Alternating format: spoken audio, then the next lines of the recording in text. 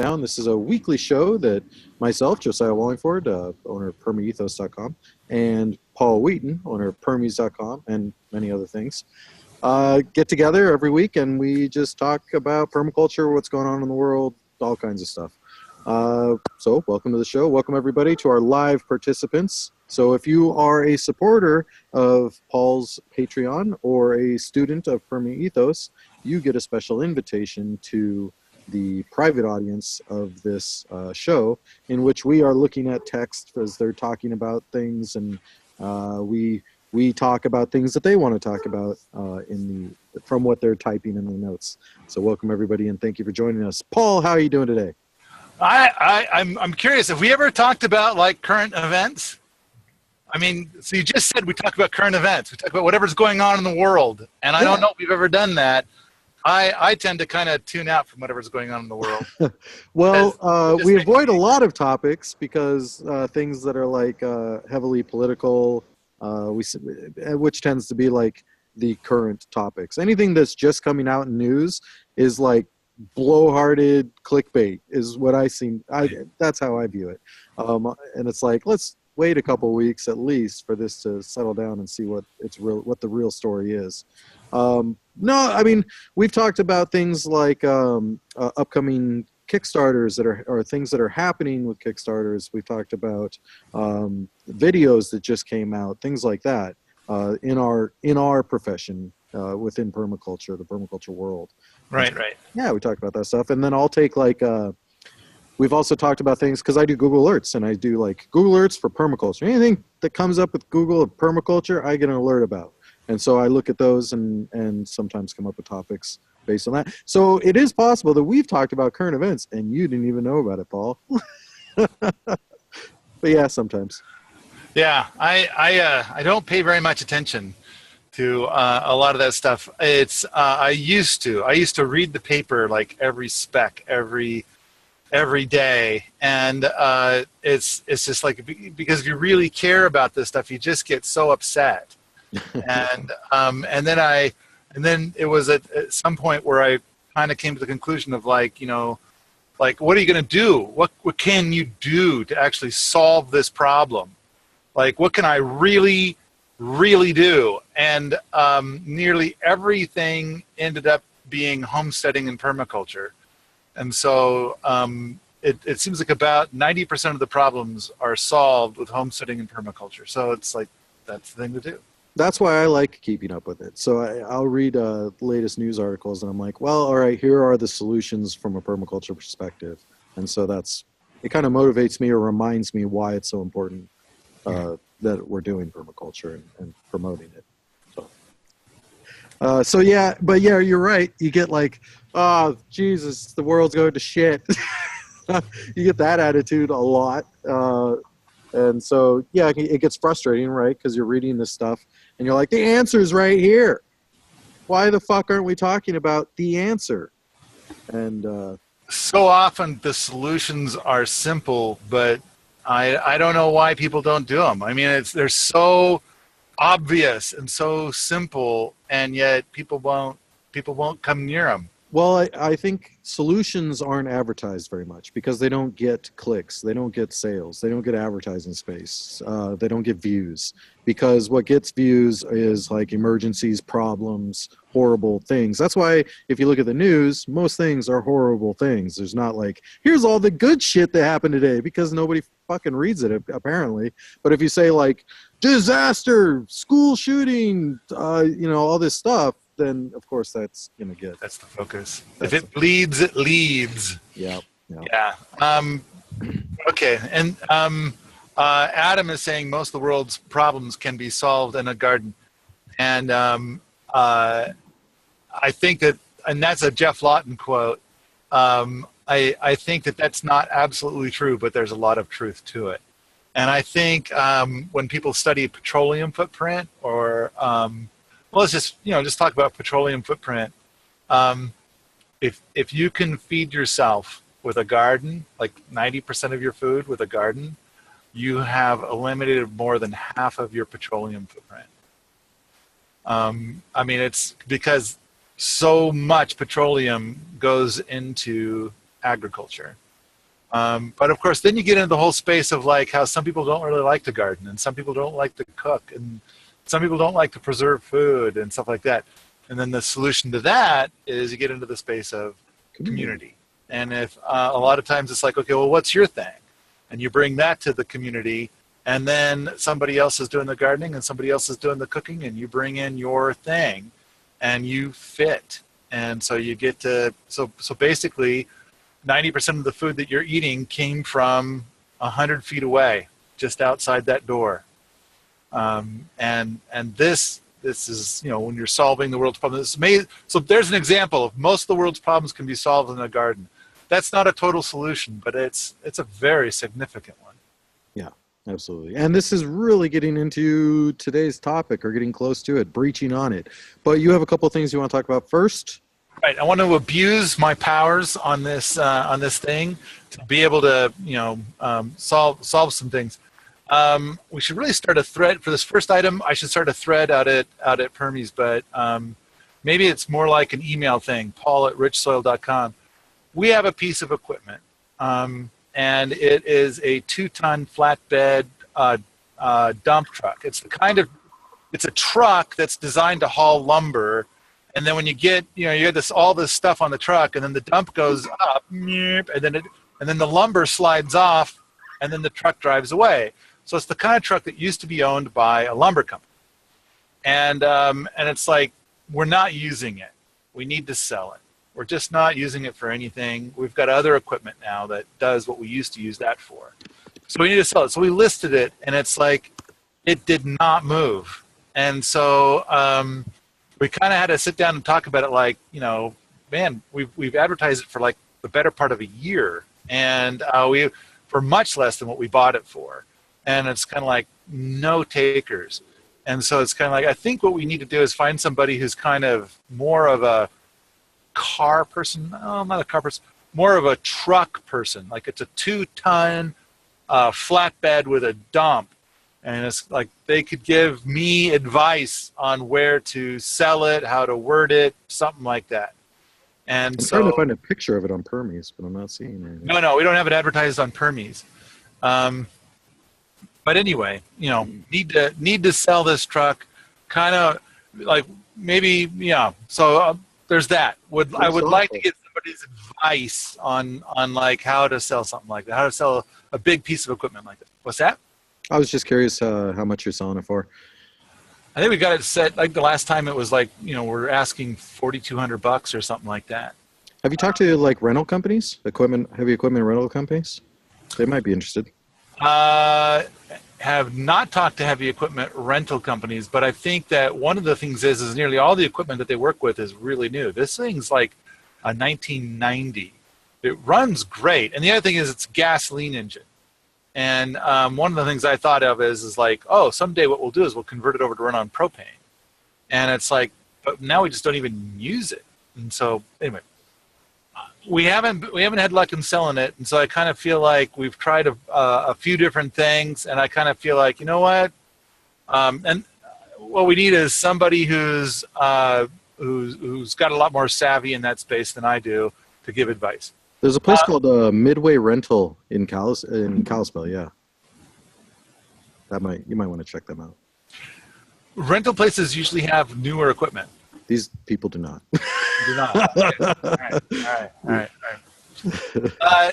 Okay, next item on my list is, one of the things that we offer is a deep roots package. So for $21,000, a person has an acre here, and they build their thing, and it's rent for life. And what I want to say is like, I need 2 people to buy deep roots, so that way we can go and just drill a professional well. We're just gonna put in a professional well, and so I'm just putting that out there. I would like to have 2 people do deep roots so I can get a well drilled. How much is deep roots again? 21,000. And what do you get? You get an acre. On Wheaton Labs up at the lab. Yeah. And unlike the Ant Village, you get to pick your acre wherever you want it on the lab, wherever you want to have your acre. But before you can start building or anything like that, you have to have listened to at least 200 podcasts. What if someone was like, "Hey, I want to do that, and I can drill a well." Would you trade? Oh, I mean, the problem is that I have put an enormous amount of money behind one person who said that they were going to drill wells.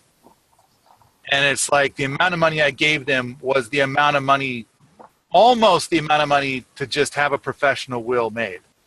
Professional well dug and installed with all of the Equipment and everything, the pump and everything. The pipe, the pump, everything. And it's like, but he was going to start a business and he was going to make like gobs of wells and all the holes I wanted to poke in the land. And I got screwed. And so then along came, one of the ants said that they wanted to drill a well by hand. And I talked at length about like, okay, it's possible to poke a hole in the ground and eventually water will show up. Yeah. And it's like, but that's not what I want. I want a real well where I can get like, 300 gallons a day, maybe 1,000 gallons a day. Because, you found the water table. And that turned into way too much discussion over how do you tell that it's the water table versus just a squishy spot in the ground. And even then, it's like I lowered my standards, and in the end, I ended up paying way too much for far too little. And it's like, I like the idea of supporting people, but then this guy got hostile, and it's like, really? And it's like, and then just started making crap up and going crazy. It turned into an icky thing. So you're saying, how about if somebody comes out and drills a well? A professional well driller who likes permaculture and likes permies and has listened to the podcast. I think if they're a professional well driller, then yeah, let's talk. That could be great. I mean, or another thing is it's like if somebody can kind of come, if they want to come and they've got like some kind of well drilling equipment, and they, and they're like, look, you know what? I'm going to come, I'll do it, and then you'll have the well, and I'll show you how awesome it is. I'll put everything in; it'll be great, and we'll go from there. It's like, okay, I got an idea. So it's like that's a possibility. But all right, I doubt anybody's going to like say, oh, I want Paul to drill a well, so I'm going to buy deep roots. And I doubt anybody's going to do that. But hey, I said it. I'm saying I'm wishing. I think it's good to wish out loud. You can never tell. Somebody might do it. And there might even be a bunch of people doing it. It's like I've done this thing before where I wish out loud, and I'm amazed at like a line of people show up to fulfill my wishes. And it's like, so, okay, I'm saying it. I wish that 2 people would buy deep roots because I could then take the money and get a well drilled. So, and get a good one, with the pumps and the casing and a well house, a cistern, the whole shebang. It just reminded me of like the well drilling Kickstarter. You will get 10 gallons of water from the well. Okay. Yeah, and talking about wells, that's on my list of things that are super important. Like the first things you should have on your new property of a homestead, which we're going to talk about next week, is like first things you want on your homestead. You got the land, congratulations, here's what you got to do. Yeah, and boy, doing the well thing can definitely turn into a bunch of gambling. But at the ATC this year, then this guy Jim, he has drilled a bunch of wells. And so he's going to show people how to pick a spot to drill a well. So that's coming up at the ATC this year. Cool. All right. All right. Next, the next item on my abusing my powers for being on this show. We need somebody to manage rentals and events. And so, frankly, I think this is a position that pays $100,000 a year. And Fred and Joss and I sat down and said, okay, we have offered this position for 2 years. We have had 5 people come and not do very much. Some people did utterly zero, but they took a lot of my time to kind of come up to speed. And so we started talking about, how do we sweeten the pot? How do we sweeten the pot to get this off the ground and get it going? I love the idea that we have an event going on here pretty much every week. And I also kind of think, I mean, we've got like, 8 shelters here right now that need to be rented out. And, even more, I kind of feel like I really want people to come here in the wintertime and thoroughly, for multiple nights, experience a rocket mass heater. Because I think a person, when you tell them about a rocket mass heater and how well it works, I think it is challenging to believe it all until you actually do it. And then when you build the experience with the rocket mass heater, then I think you walk away thinking like, these are really amazing. I mean, most people who've used a conventional wood stove, they're used to the fire going out an hour after they go to bed. And then in the middle of the night, they are like, we need 8 more blankets because I'm freezing my nubs off. And then, of course, they start to freak out that the pipes are going to start busting in their house as it gets crazy cold. But, it got to 0 here last night. And I went to bed. I forgot about the fire at like 8 o'clock, and it was a little less than 70. And so about 69. And then this morning I got up and it's 0 outside, and I believe it was 63. You could use that as marketing. Hey, if you're gonna come and do this at Paul Wheaton's, you're gonna be the property manager for your winter sales of the property of the rentals. You say all you get is a sheet and a rock. You're gonna be fine. Yeah, it'd be great. It'd be great. But I really want somebody to come here and live here, rent out the structures, set us up with events, and I want to work hard so that they make a lot of coin. And I think it can be done, but it's like, if you don't put in the work, you don't get the coin. And as somebody came and experienced, so basically they showed up, and the deal was 50-50 split. Are you okay? Did you just headbutt your computer? Some fell on the keyboard. I blew it off. Okay. Sorry to interrupt. Ow! Damn it! Keziah! Whack! All right. So somebody came by, and they, the deal was 50-50 split. You rent out the structures and you get half. And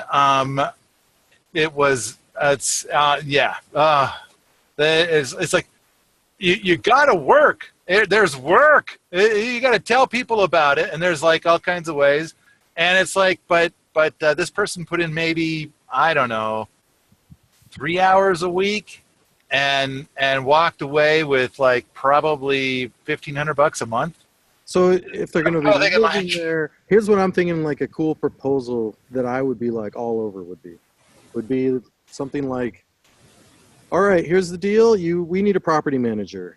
You need to be a salesman. I mean, and you got to know how to manage property. You got to know how to manage rentals. There's some requirements, or at least the motivation to fulfill these requirements.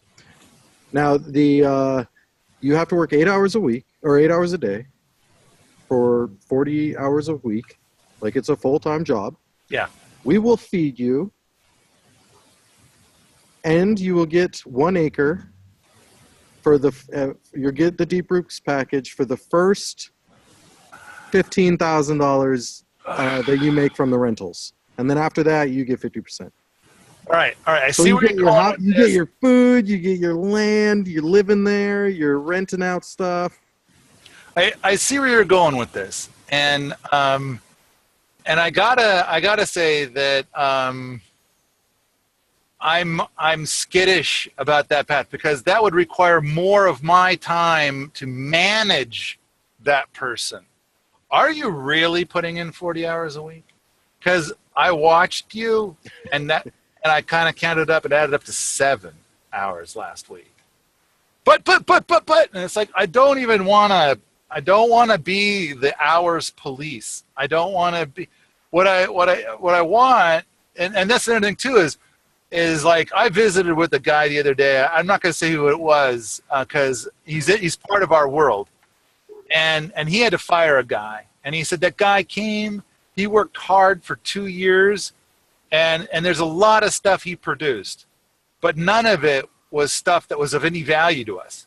And so I had to fire him and he was paid a professional wage, and the company is going to have a hard time recovering from paying that guy for 2 years. And he basically didn't do his job. He did do a lot of work, and he kept saying like, this is going to work great. You'll see. Trust me. And almost anytime anybody says trust me, it's like, oh, geez, don't say that. Really, I'm serious. Don't say it. I guarantee it. So anyway, it's like, so I don't want to play that game either. Basically, it's kind of like, you know what? So what we are willing to do is, because the deal is you keep half of what you get from the rentals, and whatever you can get from the events you set up, which, you know, if you do a shitty job, you'll get probably nothing. Might even run in the red. But if you do a good job, then, you know, thousands of dollars each event is what you should be getting if you fill the event.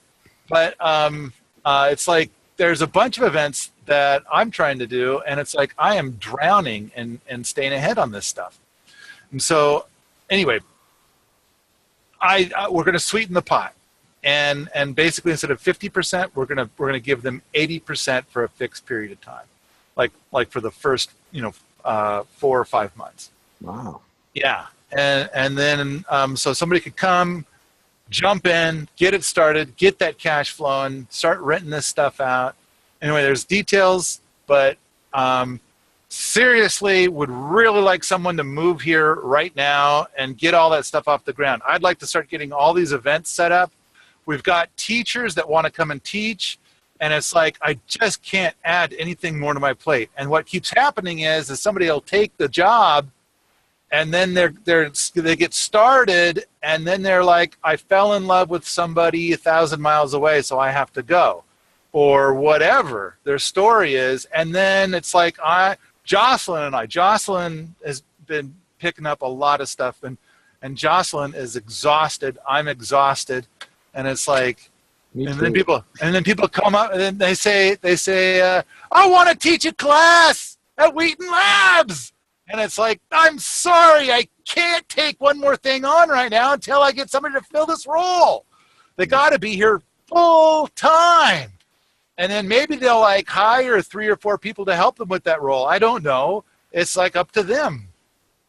All right. So I just wanted to announce it. There, I said it. I feel better. And Josh says, are you looking for a rental agent or event planner? It's both. Either both or hell, I'd settle for one. But I kind of feel like as an event planner, then that's going to be what fills our cabins. If you can do both, you're better off, because if you're the rental agent and you are wanting to fill those rentals during events, that means a portion of your cut's going to the rental or the event planner. But if you're both, you're getting both.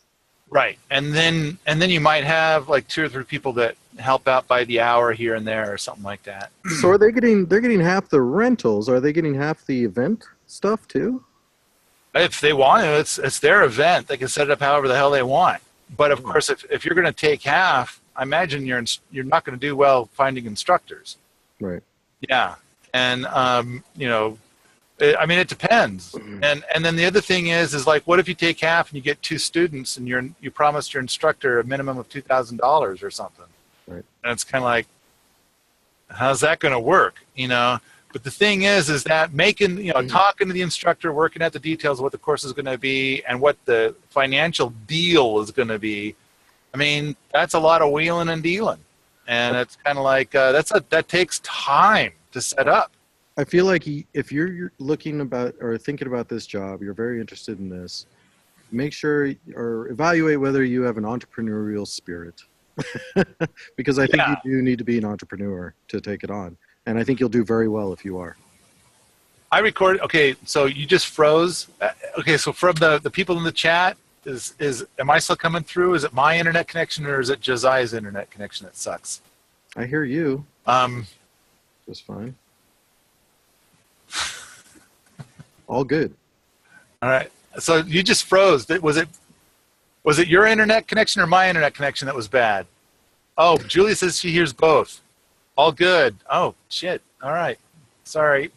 Nothing is sucking on my end. It must be just me. You were talking and I wasn't doing anything. All right. So I didn't hear anything you just said because I was stuck. I was just saying, if you're an entrepreneur or you have the entrepreneurial spirit, I think you'll do very well with this position. Yeah. We recently recorded an amazing podcast with Joseph Lofthouse, who does landrace seeds. And I could fill a couple of Smackdowns just talking about what we talked about in that podcast about seeds and stuff. But it's a totally different strategy than most people do. Anyway, setting that aside, one of the things that he said is that he doesn't like having helpers anymore, because he gets less done with a helper than if he's by himself. But about 1% out of 10 has an aptitude. And so you were just talking about being an entrepreneur. And so he was talking about people who have an aptitude for gardening effectively. And he says if there's somebody like that, then he and that person will go and do stuff and they get stuff done twice as fast than if it's just him, which is what you think it would always be. And he says, but if he's got 3 helpers that show up, rather than it being 4 times as much stuff gets done, it's less than if it was just him by himself, because these people don't have the aptitude. But they're all kind of like, now you owe me because I helped you. Mm-hmm. And that kind of a thing. And it's kind of like I want to move all these projects forward. I want to have the community built. I want to have everything get done. And one of the things that Jocelyn and I conveyed in a recent podcast was a guy who had a community, and I may have conveyed it here in the Smackdown. He bought land, and then a bunch of permaculture people moved in, and he charged them cheap rent, and then they kind of turned on him. And so then he sent them all down the road and thought that was just a bad bunch of people. He brought in a new bunch of permaculture people, and then the FBI cleared them out for him. And then what he did was he just changed the way he did everything, and he just charged full rent to people that had a mild interest in permaculture or whatever. And then he took the extra money and then he paid professionals to do permaculture works on the property. And so then it's all moving forward and everybody's getting along because they're paying full rent. So I'm kind of wondering if we need to be doing something like that. But contrary to that, the big thing is like, I'd like somebody who's going to work hard and do a good job and really rake in the money for themselves as well as for me. And for all how capitalistic of you, Paul. Yeah, I'm going to say that yeah, I am totally capitalistic. I in fact, when people start talking about capitalism is bad, I try to read their stuff, and I'm sorry, it doesn't even make any sense. It's like I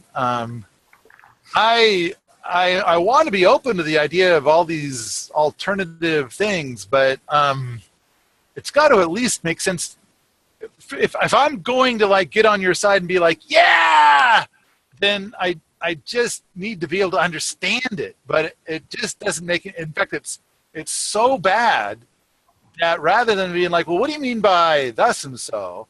Instead, it's so bad that I can't help but think that if I ask any kind of question, I will be I will get 1,000 pounds of shaming for not knowing the obvious answer. And so I just steer clear from that. Now, I think I've mentioned here, though, that I've had a lot of people preach to me about the gift economy.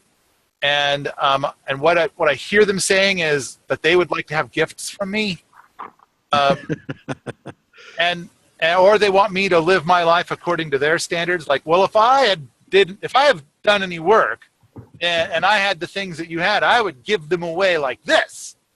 And I kind of feel like, well, I did the work, but anyway, the thing I come back with, I don't talk to them about it, but what I've talked to my pod people about is I think that the gift economy might be a real thing, and that I have given a lot of stuff away for free, just mountains of stuff, the podcasts, the YouTube videos, and lots of articles, answering people's questions all over the internet. And I think that, like when I put out a Kickstarter, then all those people come back, or not all of them, but maybe 1 out of 20 of them come back and support my stuff, or I get things because I gave things away, and it's been, and sometimes I get literal gifts in the mail. That's been kind of cool. So if you're going to talk about capitalism, there is this counter called the gift economy. I don't think that what I'm experiencing is the formal definition of the gift economy, but maybe it is. And plus the framing of it sounds about right. All right. I just wanted to abuse my role here to say 5 things, and I'm sorry, I've already used up half the time. And I haven't finished my list yet. Okay. Nice. I got 2 more things. All right. Upcoming in May, we've got the Peasant PDC and the Schmoozeroo. And you're coming to the Schmoozeroo, and we talked about this last time. And so then the idea is that it's a free thing. People come and hang out. It's a month long. Come for a couple days. Come for the whole thing, whatever you want. And we talked about that. And what I want to say is, I would really appreciate having like 100 people come to the Schmoozeroo and 40 students at the Peasant PDC. I feel like not only does it help us get some of our projects done, even though it's totally cool if you want to just watch the clouds pass. But I also kind of feel like it helps us to build instant community. I think we need to hit a critical mass to get our community kick-started again. And I mean, we've got several people that live here now, but I kind of want to get to the point of having like something between 12 and 24 people living here full time. And I feel like a Kickstarter, because like we've had some people come and it's like that there's not really enough people here, and so they went down the road. And so all I'm doing is I'm expressing a wish, just like I did earlier, of I wish for there to be a lot of people coming to the Schmoozeroo, a free event, and or the Peasant PDC. And the Peasant PDC is $480, and you get a permaculture design certificate. And so, the early bird price is about to end. End of February, it's almost over. 8 days. You got 8 days left to get that 400. And then I think it goes from 480 up to like 700. Yeah, $700. So yeah, big savings to get that ticket now. So I really like the idea of getting all those peeps in and having a lot of people here for that period of time.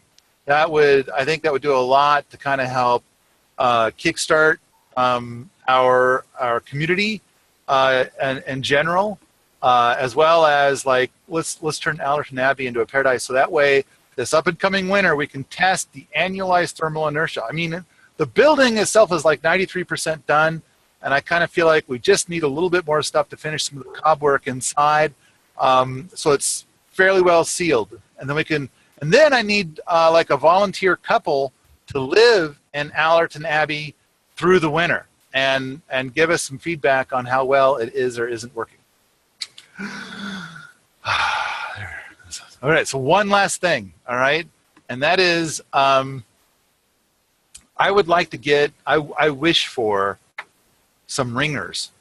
And what I mean by that is people, so like we, and I'm talking about specifically Ant Village.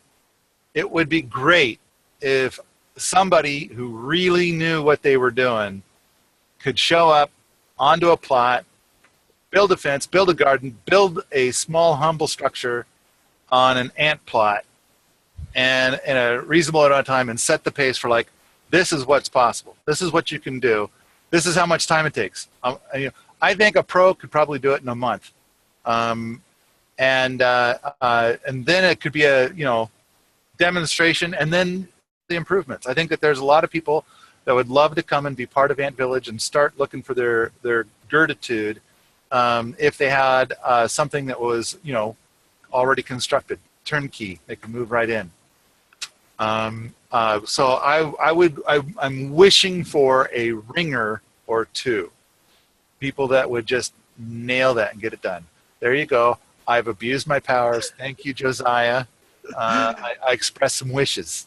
That's all right. It's I think everything you're talking about is interesting to people. And we're getting a lot of people asking more about this event planner job and rental job. If you could just email Paul. Well, for the event planner thing, there's a thread about it that I wrote 2 years ago, and I updated it recently to say 2018. But so there's out at Wheaton Labs forum. There's a thread about it. And you just search for like event planner. Sure, that should do it. All right, there you go, guys.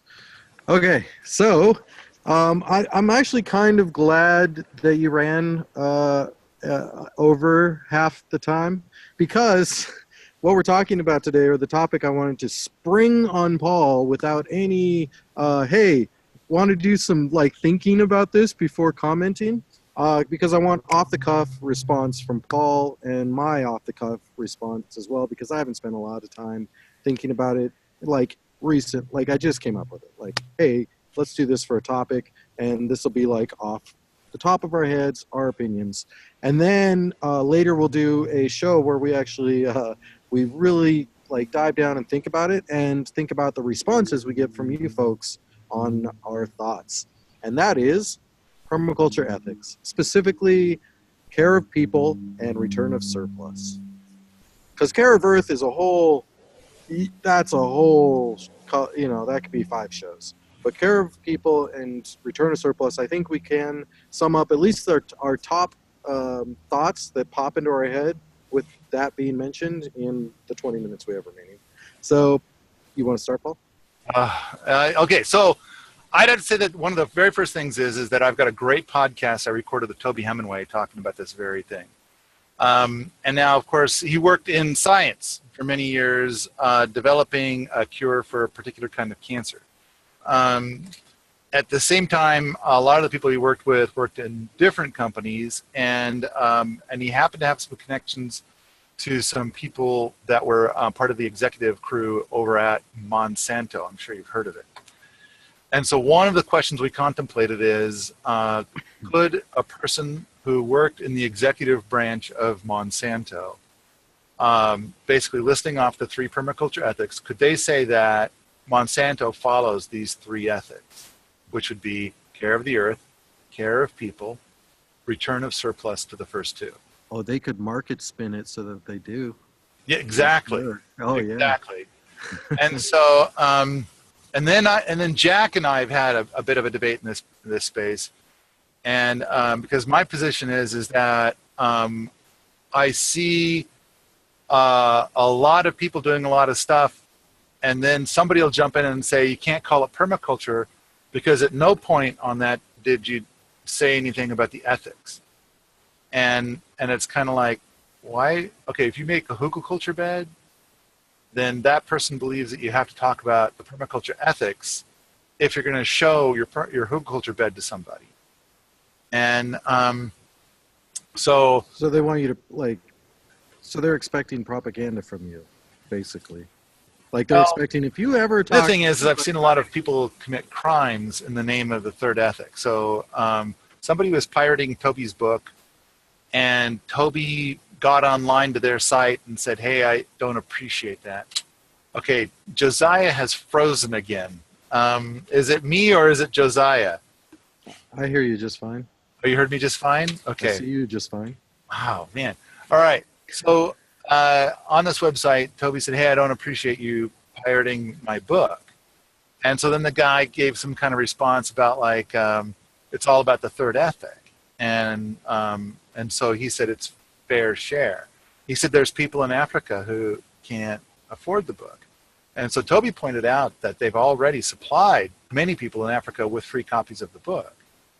And so they kind of feel like they kind of got that covered. But besides, isn't it up to the person who created the works to make these kinds of decisions, not just somebody to take it and give it away? And the guy said, Toby, you don't understand. I'm doing you a favor. And Toby said, well, I'd appreciate it if you'd stop doing this favor for me and instead let me manage this my own way. So anyway, it was all about this guy was justifying pirating Toby's book with the third ethic. Return of surplus. Well, but which he didn't call it that. What did he call it? He called it fair share. The Holgram, which I don't like at all. I don't like that alteration to the third. Why do we need to alter it? I think return to surplus is just fine. On Permies, somebody suggested that the third ethic, because of course there's been a few variations of the third ethic. And exactly what you said, why would you change it? Why don't you just use what's already there? And somebody said that the third ethic could be future care. And so I kind of thought that is a good one. But my position, which is different, so Jack's position is that people, when they thoroughly and completely understand the ethics, then the principles and the techniques fall from that. And if you ever get to a point where you're stuck and you're not sure what to do, all you got to do is apply the ethics and the solution will become obvious. And I kind of feel like, because Sepp Holzer's approach is that, he doesn't know anything about the permaculture ethics. He doesn't care. And his whole thing started off with like, okay, I want to make money on a farm. And then he has all these techniques and he does it this certain way. And then, by the way, it just so happens that it saves the world. It's going to, scale up and save billions of people and help billions of people. And so I think the Holmgrenian approach is more like, okay, the Earth's got problems, the world's got problems. And so permaculture is the solution. And we start with the ethics and then the principles and then the techniques fall away from that. And so I kind of feel like that's the opposite direction of what Sepp Holzer does. But Sepp Holzer just skips over the ethics. Now, do we say that Sepp Holzer is doing his work without ethics? And I think that that's not the case. I think Sepp's he's got a lot of ethics in the package. Usually, what my experience has been for, 10 years plus, 10 years, 15 years in the world of permaculture, has been the only time anybody really brings up the ethics. And now I'm going to look at you when I say this because you're bringing it up.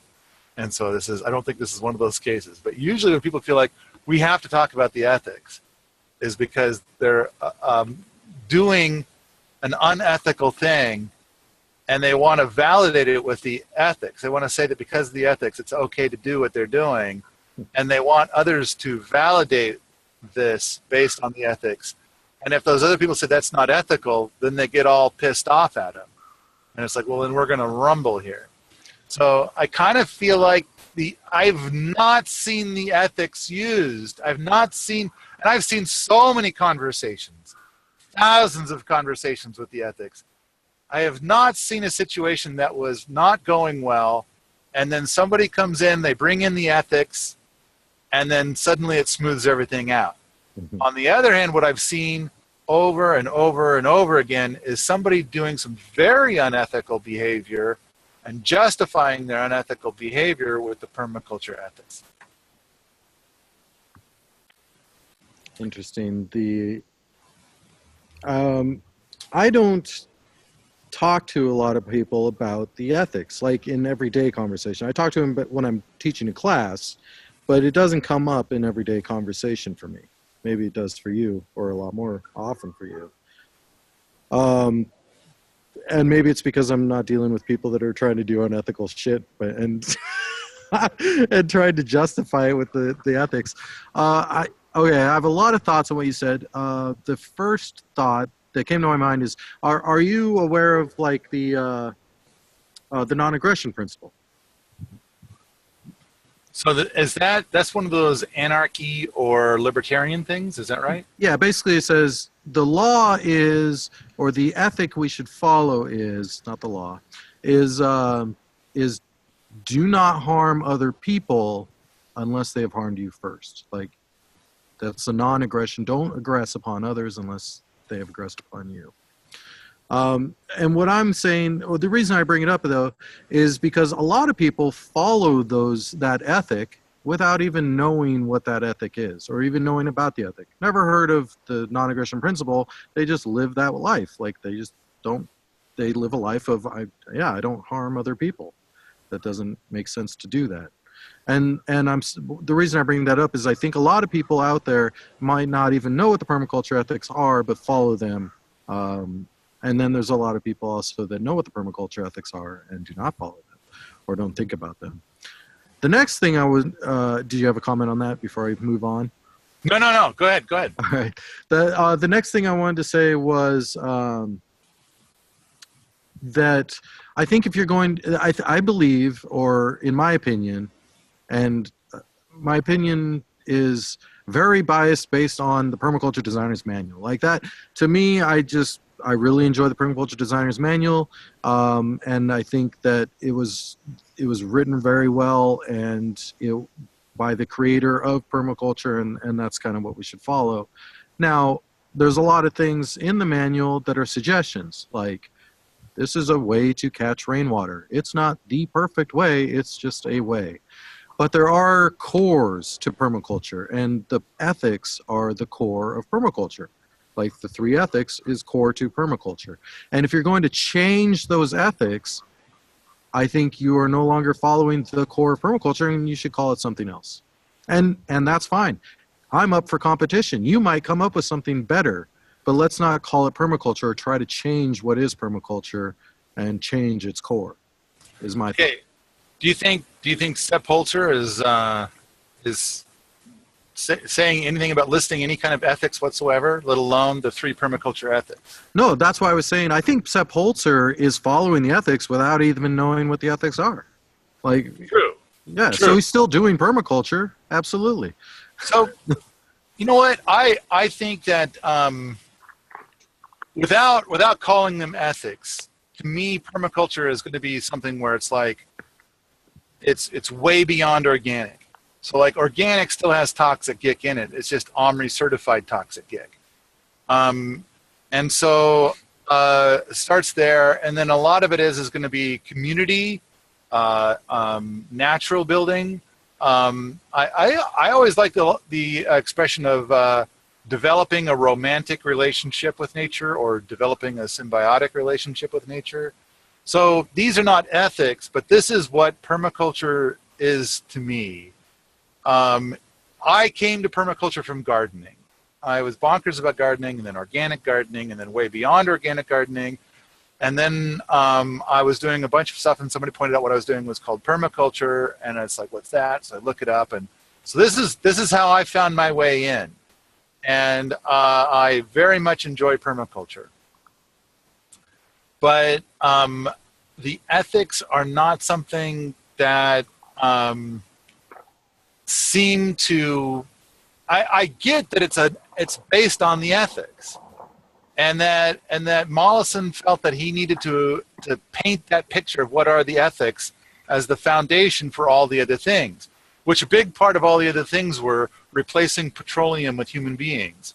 And so more people, less tractors, less mechanical stuff. So I get that, and I love the idea of decency and ethics, and of course, with what you were saying about the non-aggression principle, all I could think was I could totally see people bringing that up and saying, "Okay, Josiah, I need you to kiss my shoes," and it's like, because you didn't kiss my boots, then you have committed an aggression against me, so now I can shoot you because of the non-aggression principle. I did not commit an aggression onto you until you committed one onto me. I could see somebody doing that, saying that, and making that play. And it's like, geez, why do people do this? And it's like, and I thought we were declaring the ethics in order to force ethical behavior. But it's like people are using the ethics as a weapon against decent people. And so it's kind of like, what a bummer. Now, Jack insists that that's not the case and that's never happened. And then I send him links as evidence. And I don't know, he doesn't have the time to look at it. His position is unchanged. Could you clarify it again? What's the position? Jack's position is that stating the ethics makes it so that people will not do unethical things in the name of permaculture or in the name of ethics. So then, when somebody will pirate, like when that guy pirated Toby's book, he did it in the name of the third ethic for permaculture. He's helping Toby out, and Toby doesn't know how great this is until, I don't know, later or something. And so then Jack points out that guy is not following the ethics. And it's like, yeah, I know that, Jack. Yeah, I agree with your analysis. And yet, where are the people out there that are leveraging the ethics to make things better? And it's like, I don't see a single example anywhere. I see people using the ethics as a weapon against decent people. That's the only thing I've ever seen. And so it's kind of like, so somebody will hey, everybody, look, I made a hugelkultur bed. And then here it comes. You never talked about the ethics. That's not permaculture. Well, fuckwit, I never said it was permaculture. I said I made a hugelkultur bed, and I'm just sharing it with people. I don't even understand the correlation. Like, why would you need to talk about ethics when you're building a hugelkultur bed? I don't get that, but I don't get that either. And see, it is used as a weapon against somebody who's doing a good and decent thing. And it's like, there it is. And it's like, why did you pull that out as a weapon to use against a nice person? Sure. And it's like, because they're fucking nuts. That's why. And it's like, okay, so where is a case where things were bad, things were awkward, there's a discussion going on, we're trying to solve a problem, and somebody whipped out the ethics, and it's like, oh, now it's all clear. Jack insists that happens. But here's what I think. I think that totally does work if you've got Jack standing right next to you and explaining it for every single time that there's a problem, and the ethics, in Jack's opinion, will work, and Jack spells out how the ethics solves this problem. And it's like, okay, I could see somebody finding a solution and somehow tying it into the ethics, and then like they believe it's leveraging the ethics to solve a problem. But it's like, I haven't seen it yet. I haven't seen a single example of it yet. I do see a lot of people fucking with words, and I think that has come to permaculture, is that, okay, maybe I mean, you could say that, okay, well, maybe Bill didn't define the ethics well enough. But that goes into, can you really define anything well enough? If we look at, like, the Second Amendment of the Constitution, that's a hot topic. And it's like, thou shalt not interfere at all whatsoever. It's pretty spelled out in the Constitution of gun ownership. Like, shall not be infringed. Yet we can change the words, or people will try to make a change to it because it's in their best interest, or what they think is their best interest, to make that change. So, for example, like, all right, you should not infringe on gun rights.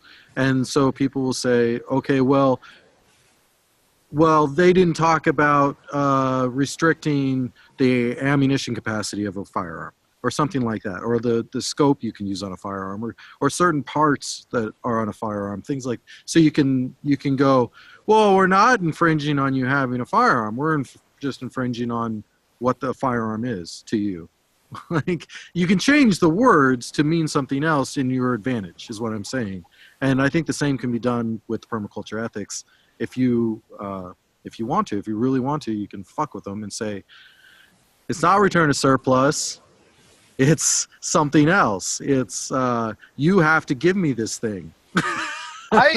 I think that what happens is that millions of people will do wonderful permaculture things for many years, and the ethics never come up. And their behavior will be fully ethical and lovely and wonderful, and they are awesome people, and there's never any discussion of the ethics. Well, I think that comes down to actions are louder than words. Like, if you want to really demonstrate the ethics of permaculture, do it in your actions, in how you're building permaculture, what you're doing in the world. By follow the ethics, and just do good things, and that will show the world what those ethics are. Whenever I see a conversation on the internet, or if I'm involved in a conversation face to face with somebody, and the ethics comes up, I instantly see red flags all over the place. Like, here it comes. I know it's but on the other hand, Jocelyn was telling me about something that she saw on Facebook, and somebody was saying something like, why don't we have better permaculture leaders? And at some point in time, this person then went on to say, we got to do better than Jeff Lawton, Jack Spirko, and Paul Wheaton. So I'm glad I made the top 3 list for this person. But it's like, you know why we don't have better permaculture leaders? And it's like, this is this podcast 111 thing. And it's like a lovely, wonderful person will stand up and do something amazing and try to share it, only to have somebody shit all over them and tell them what an awful, hideous person they are and how stupid their thing is. And then probably will throw in something about the permaculture ethics along the way. And they'll get so much hostility that they'll be like, fuck it, I'm out of here. I just decided permaculture is a very personal thing, not something to share. And so that person could have evolved into being a great permaculture leader, but it's our own people that shut them down. And so so Jocelyn was telling me about this, and she was saying that she was reminded about the permaculture, the Portland Permaculture Guild mailing list, and I got banned from it. And what happened was that this guy basically stood up and said he's an expert on rocket mass heaters, and Ernie and Erica are dumb fucks. And so I jumped in and I said, who the hell are you? Ernie and Erica are like the leaders in developing rocket mass heaters. How can you say that they're dumb fucks? And then he said a bunch of stupid shit. And I said, dude, I don't think you have any idea what you're talking about. And then he said, well, I'm a certified mason builder. And it's like, that doesn't mean that you have any. In fact, he kept mixing up rocket mass heater with rocket stove. Uh-huh. He didn't seem to know what the difference was. And it's like, but he's billing himself as an expert. Even though masonry has a lot to do with mass. All right. Anyway.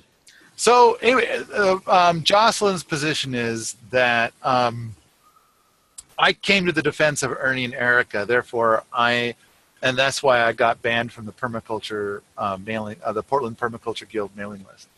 And so it's kind of this whole thing where I think that there's a lot of that. So that guy that was being such a dumb fuck and was just being so horribly mean to Ernie and Erica, apparently they consider him as being a lovely person, I guess. Therefore I'm the bad guy for having defended Ernie and Erica. There's a lot of negatives that can come from that kind of social, I don't know what the word is, but all right. But there are positives is what I'm saying. First of all, first positive is you're no longer in that stupid group that would take that's a positive. And so it's all depends on how you look at it, right? It's like, oh, the Democrats aren't calling me Democrat anymore. The Republicans aren't calling me a Republican anymore. Well, maybe that's a good thing. Maybe that group was fucked up. All right. The other thing is the same with leaders. When you say that it's weeding out leaders, my argument would be that it's weeding out weak people, and that the leaders are the people that would say, fuck whatever they're saying, I'm going to keep doing it. This is a big part of why we have such strong moderation out at Permies. And it's moderation according to my standards, but there's like each month there's like 40 people that keep Permies going. And they put a lot of work in, and there's a lot of shit that goes down. And we get, I don't know, about every third day there'll be somebody who like loses their shit and says this site's run all wrong. You won't publish my hate speech. And so it's kind of like, okay, you know what? Maybe we are totally dumb, but we're following a very particular flavor of what we think is decent. And and that's that we don't publish hate speech like what you wrote. But to you, I know it's golden poetry, not hate speech, but maybe publish that somewhere else, just not here. And so there's a bunch of people that get it, that like the standards that we have. And I don't know what happened, but we have some very strict standards, and we have pissed off more than 1,000 people, and they're, because we didn't publish their hate speech. And somehow we've gotten to be the largest permaculture site on the internet. I don't know. All right, so that was kind of my point too, is like, why are you, so we're trying to incubate the future leaders of permaculture. We're trying to give them a safe space where they can share their stuff without that horrible abuse, and then they'll grow into being the future leaders of permaculture. Why post your shit out at Facebook? The corporate trolls know how to play the Facebook game. And then the people that are just trolls, they know how to play the Facebook game. And so what awful gick gets posted out there? So I have to agree with this person's analysis. If I'm in the top 3 list, how the fuck did a doofus like me get on the top 3 list? I wish that there were people that were 20 times better, because today I've been wishing for a lot of things. I'll add this to the wish list. I wish that there was somebody that's 20 times better than me. Somebody who's greening the desert in Africa. I think Willie Smiths would be great, but he's never taken a PDC, and he's not gonna. And so permaculture is not really exactly his thing, but it kind of seems like what we need is somebody who's far better than me or Jack or Jeff, and is going to have a staff of like 20 people who somebody on the staff knows the Facebook thing, and other people on the staff, so there can be like we got the dailyish email at Permies, but it's like how about something that's like that, but it's like it's got so much more behind it. Like you could put out like a daily newspaper effectively of all the content of the day for permaculture. It would be great to have somebody who really does an amazing thing in that space. Somebody, anyway, I've got just fantasizing about that person. And it's like, and you know what? And I'll even try to be like that, but I'll never be that person. For all the obvious reasons, people want to follow somebody, or they want a permaculture leader who is definitely not got my personality. And it's like, okay, I get that. I think that's fine. I am a wonderful, awesome, lovely person for 1% of the population, not 99%.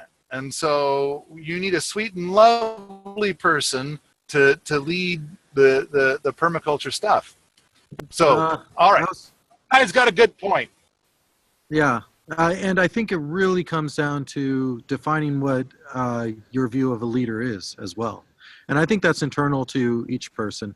I think each person will have a different definition of what they're looking for in a leader. And what's most important to me is that there be competition in who that leader is.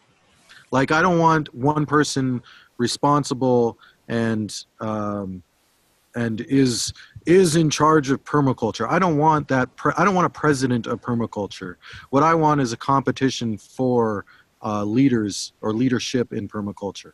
I think that way Bill left permaculture is something where, pretty much, okay, Bill picked Jeff. And so Jeff is the crown prince. Do we call Jeff king? I'm not sure. But the way, and Jeff says this, and I think this is Bill's thing, is that there is no central leadership. It's, but there are going to be leaders. There are going to be people that are doing a lot more work than others, and we look to them to provide an example for what we might choose to do. And the thing that I love to say is there are many schools of thought under the permaculture umbrella. So somebody might, look to Starhawk as a leader, which is going to be social justice stuff, and a lot of that kind of thing. There's going to be a flavor that Starhawk provides to a lot of people that are like, yay, permaculture, that's the flavor I want. Some people are going to be like, I love permaculture in the way Jack does it. And some people are going to be, I love permaculture and I love the way Ben Law does it, et cetera, et cetera, et cetera. There's a bunch of different people. Now, there's probably 2 people I can think of where I wish to discourage people from ever following them. But I think those people are so toxic. I think everybody's figuring it out on their own without me saying anything. Yeah. But I mean, there are reasons, like for a while there, and I don't know exactly what the status of it is, but like Jeff Lawton had the PRI thing, because there were people that were teaching PDCs and they were not PDCs. And they were like, okay, everybody give me $1,000, come to my place, and I'm going to have you do chores for me for 2 weeks, and I'll give you a piece of paper that says you completed a PDC. And it's like, no, that is so not a PDC. And so we needed it. So this is a big thing that Toby was pushing for, is we needed a way to standardize precisely what a PDC is, so that way we could say that that is not a PDC. Because we were also getting people that were pointing and saying, that's not permaculture, or that's not a PDC, but the person with the finger doing the pointing was full of shit. It's like there were permaculture leaders pointing to Jeff Lawton and saying that his stuff was not permaculture. And it's kind of like, oh shit, man, really? And so it's and this is why we don't have more permaculture leaders, is because now you're saying like only the tough will survive, and I'm saying like, dude, the fucking gauntlet to be a leader for permaculture is 100 times more brutal than nearly any other field. Which is why I like the leaders in permaculture so much. Why they're so inspirational is because they're getting through that gauntlet. You know what? I think I'm a fucking awesome person by my standards, but I can totally, like Jacqueline Freeman. Jacqueline Freeman is so lovely. What a lovely, sweet woman. That's the kind of personality that would be great to see as one of our permaculture leaders, is that she's so sweet, and she's got some brilliant philosophies. Or, I've talked in the Smackdown about her book, The Song of Increase, before. And so really wonderful perspectives. And it's like, but I can't see Jacqueline lasting a day standing up and trying to share some of the things that she needs to share on the broader permaculture audience. I mean, somebody's going to yell at her that she can't say what she's saying because she forgot to say, something about the ethics, and then she would be confused, and she'd be like, well, I think that everything I'm doing has the ethics, and this person would be like, basically, this person is trying to say like, you have to do permaculture the way I tell you to do permaculture, or else. And it's like, I can see Jacqueline kind of being like, you know what? I just checked my watch, and it's time for me to go be someplace peaceful rather than here. So I just kind of feel like I want to get rid of all of this awfulness, and rather than giving everybody an equal say, I think that no, I like it on Permies where if you post hate speech, it turns out you don't get an equal say. That's not okay. And so I think that if somebody as sweet and lovely as Jacqueline Freeman came to Permies and started sharing there in our environment, then we could nurture them and grow them to be, and of course what I'm thinking of is like bring somebody in who's like, in their 20s and get them going. So that way, by the time they hit their 40s or something like that, they've accomplished such great stuff, written some books, been in a lot of DVDs, whatever, and now they're doing keynotes for permaculture events. And they're a lovely, sweet person like Jacqueline Freeman, as opposed to getting stuck with guys like me, Yeah. Yeah. I think it's important to have a wide diversity of leaders, and it's important to have a wide diversity of communities. Like I prefer Permies as the online community to go to, but I think it is important that there are other communities out there discussing permaculture and competing with Permies to keep Permies being the best. Because I think if organizations don't have competition, they end up being shitty. Oh, much like internet service providers in America, or things. There's all kinds of things where we have given monopolies to, like empowered monopolies by force. This is the pure person you can use. Well, you're just going to get a shitty product, or you're going to get a shitty result. I think that the important thing for a leader in permaculture is to embrace the whole. There are many schools of thought under the permaculture umbrella, and that each leader represents a flavor of permaculture under the permaculture umbrella. And it's like we should just start off saying there's at least 1 million flavors. So if we've got 20 people that are leading and blazing trails, well, those aren't the only trails. There's like infinite trails possible. But we can each kind of align with whoever we think is the coolest, whatever, like this is the closest to what I like to do or something like that. So, all right, there is so much more I want to talk about, and that's why I'm glad we're going to be doing this, hopefully for a full episode in a couple weeks, and 3 weeks. So we'll dive a lot more into this. There's a lot to talk about. We are like almost 15 minutes over time, and there's tons of comments I want to get to in the chat. But you know what? We're sticking around for after the show, and we're going to get to your comments. Sorry, folks that are just watching live for freebies. You're not going to get to see that, but stick around. Visit us next week. Next week, we're going to talk about homesteading. Like, you got your property. Now what do you do? What are the first steps? Week after that, we got, hopefully, I think we got Alan coming. Oh, right. Right. Yeah. Yep. I think he's coming. Well, that'll be 3 weeks. Yeah, week after next. He'll be here on the show. And then the week after that, hopefully we'll be talking about more permaculture ethics. I hope you enjoy this show. I can't wait to see your guys' comments. It's going to fuel our discussion in the weeks to come. So please do comment. Thank you very much, everybody. Thank you, Paul.